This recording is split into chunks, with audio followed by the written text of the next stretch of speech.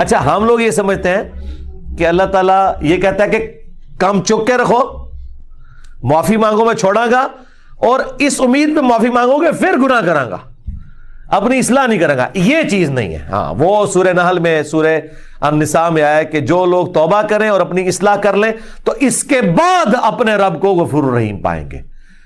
جو بار بار یہ حرکت کرتا ہے اور اس نیت سے کرتا ہے وہ اللہ کے ساتھ مذاق کر رہا ہے. یہ ہے قرآن کلاس نمبر 150. اسی سے پہلے والی قرآن کلاس نمبر 149 میں مرزے نے کیا بات کی ہے وہ سن لیں. یہ بھی اللہ کی کرم نوازی ہے کہ کسی کے موت کے وقت اسے یونس علیہ السلام کی دعا یاد آ جائے، اور پھر وہ دعا بھی اپنے مادری لینگویج کے اندر فرینکنس کے انداز میں کرے کہ اے اللہ تو میرا معبود ہے، تو غلطی کر ہی نہیں سکتا، میں تو انسان ہوں، میں تو غلطی کروں گا، اے اللہ مجھے معاف کر دے.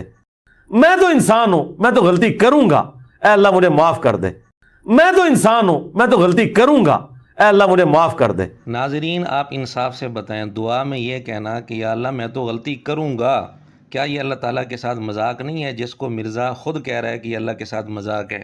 اور کیا ایسی توبہ اللہ کے ہاں قبول ہوتی ہے جب ساتھ یہ کہا جائے کہ یا اللہ میں تو غلطی کروں گا؟ تو جس طریقے کو مرزے نے اللہ کے ساتھ مذاق قرار دیا وہی طریقہ پہلے خود مرزا سکھا چکا ہے.